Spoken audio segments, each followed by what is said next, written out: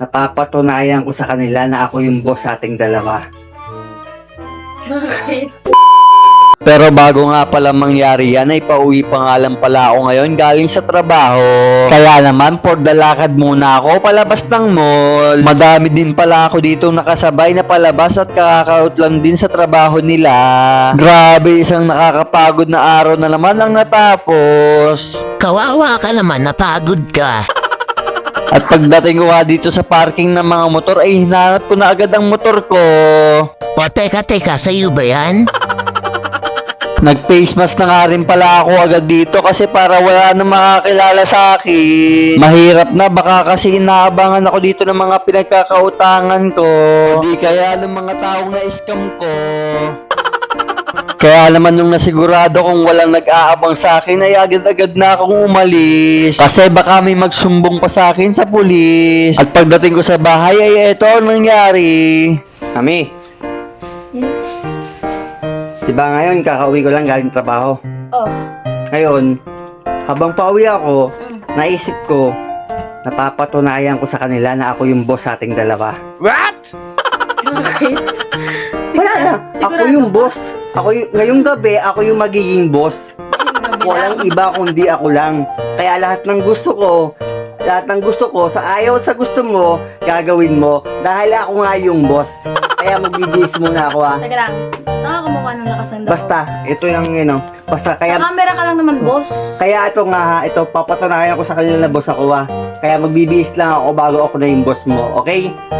Sa ayaw at sa gusto mo, ako na Ayoko. si Boss Kevin mo. Ayoko. Ako na si Boss Kevs. Okay? Kaya magbibihis na ako.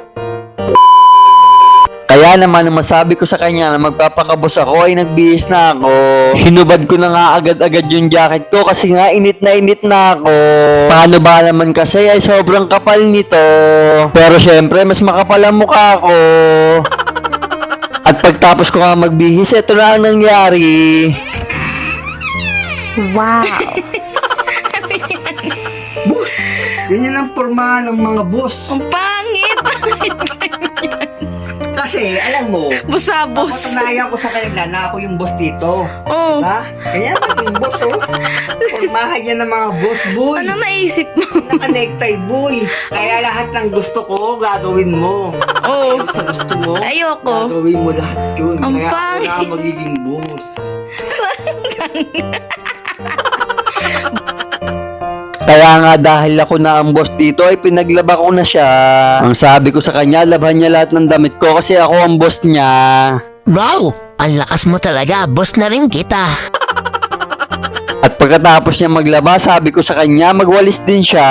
Sinabi ko din sa kanya na walisan niya yung maigi kasi ayaw ng mga boss na madumi. Eh bakit ikaw mukhang madumi? Inutusan ko na rin pala siya dito na mamalansya. Sabi ko, plansyahin niya lahat ng mga damit namin. Nakasimangot lang yan pero mabait yan. Naku, may naaamoy akong hindi maganda.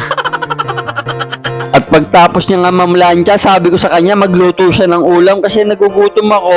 At nang makaluto siya, sabi ko sa kanya ipaghain niya ako para makakain na ako. Grabe, ang sarap pala sa feeling pag ikaw yung boss. Kaya sa mga lalaki dyan, dapat kayo din yung boss sa mga asawa nyo.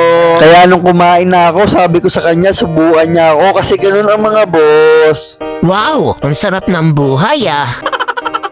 Sobrang saya ko nga dito kasi habang sinusubuan niya ako ay minamasahe niya ako. Kaya naman talagang ramdam na ramdam ko yung pagiging boss ko dito. At dahil nga boss ako, syempre hindi ako maghuhugas ng pinagkainan ko. At pagtapos niyan, ito ang nangyari. Babu, Ah, di ba boss ka? boss na tawag sa akin. Oh. Ayan na. Ayan na. Sa'yo na yan.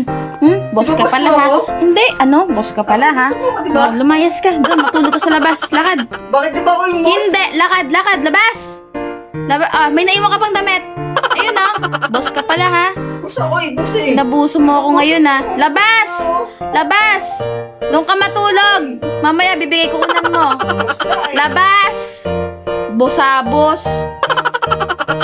Sa sobrang inis niya nga sa akin ay hindi na siya nakapagpigil kaya pinalabas niya ako ng bahay. Ang akala ko pa naman ay talagang boss na ako. Kaya naman naghahanap na ako ng pwesto ng tutulugan ko dito sa labas. Homeless boss ka na. Kaya naman ito na lang ang huling masasabi ko. Dito tayo ngayon sa labas. Pinalabas tayo. Nilak yung gate, oh. Sarado. Dito ako pa tulog sa labas. Nahirap pala maging boss. Nahirap pala maging boss. Sa labas ko papatulogin. Ayoko na ulit maging boss, mga guys. Kaya matutulog na ako. Buti na lang may kumot tayo o hindi tayo lalamukin. Kaya babay na.